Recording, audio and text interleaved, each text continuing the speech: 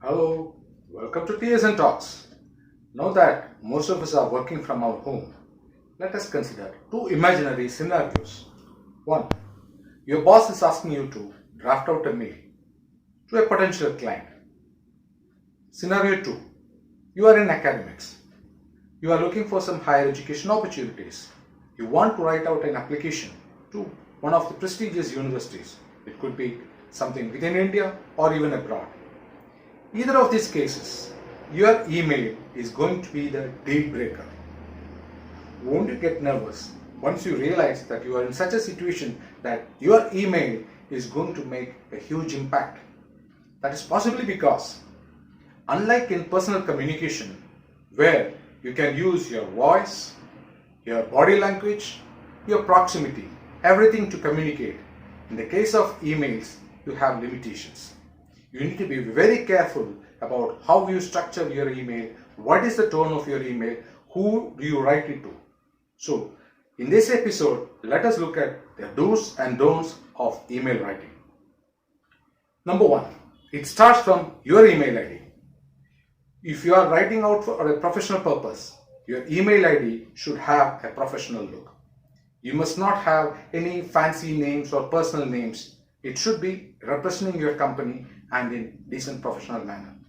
Even if it is your personal email ID, don't use your nicknames or domestic names to create your email ID. Make it simple and let it be appealing. Once you are done with your email ID, you need to choose the subject line of the email. Do you know, most of the cases, your email lands up in the junk folder of the recipient just because it doesn't have a proper tagging subject line. Your subject line of the email should be conveying the message, what the email is all about.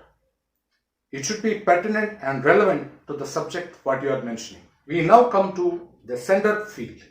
You will see there are three fields in the sender column of any email writing. One is the to column where the recipient is mentioned. There are two other fields. One is carbon copy, CC, and third one is blind carbon copy. You must really know when and where to use each of these.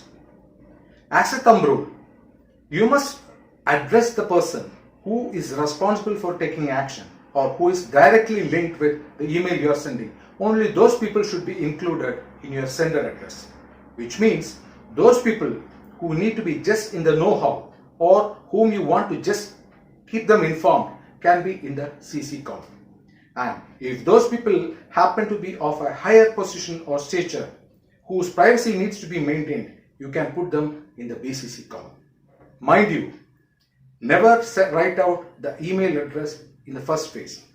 The problem is, if you accidentally click the send button before you have completed drafting the mail, it is possible that the email might reach the sender's inbox. So always make it a point that you write out the sender address and all those CC, BCC only the last stage of email writing. Once you are through with these three stages, we come to the body of the email. Normally, any email will have three parts. The first paragraph, which talks about the introduction, which would introduce yourself or your company or the topic which you are planning to convey to the recipient. After the first paragraph, you will have the contents, the main content in the second paragraph. And if you have more contents, make it a point, you make it into sub-paragraphs with paragraph breaks, with line breaks. And the third and last concluding paragraph would be the one where you solicit action.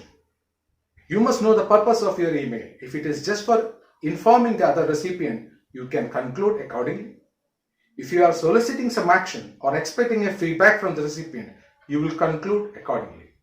And there are a couple of other points which you need to take care when you draft out the email. Let us look at them. Number one, the tone of your letter.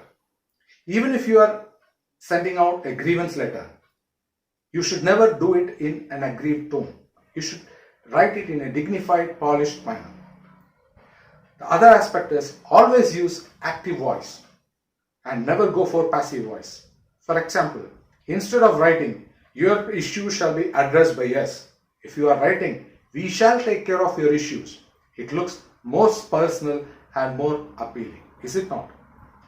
The other aspects being the font you choose. Normally, email friendly fonts like Georgia, Times New Roman, those are the preferred ones. And the font size not more than 12. You need to justify the text. You need to go for spell checking. Don't use emoticons. Don't make it complex sentences. Keep it simple.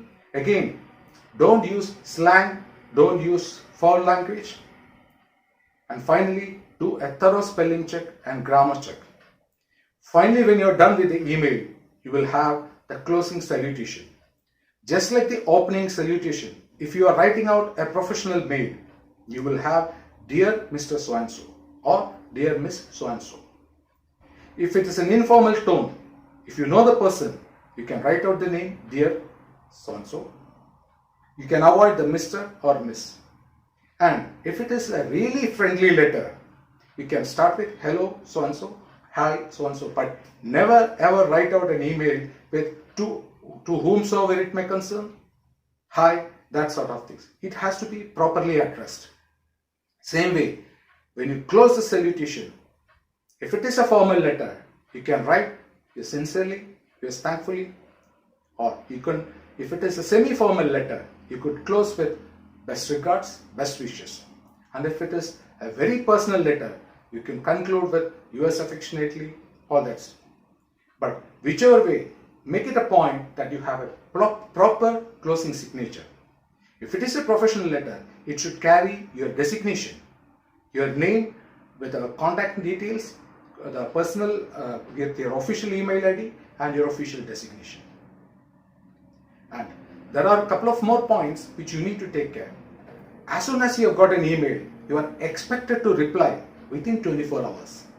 In case you are unable to take proper action on the mail which you have received, at least it is a courtesy that you need to give an acknowledgement saying that you have received the email and you will take action by so and so date. But always acknowledge a mail which you receive within 1 day's time. Same way, if you are on leave, if you are on vacation, there is a facility, out of office reply, which is an automated one. Which means even if you are not in office, if you have received an email, the sender of that mail will get an auto-generated reply which would say that you are not in office and you will be back by so and so time. Always adhere to this email etiquette. All the best.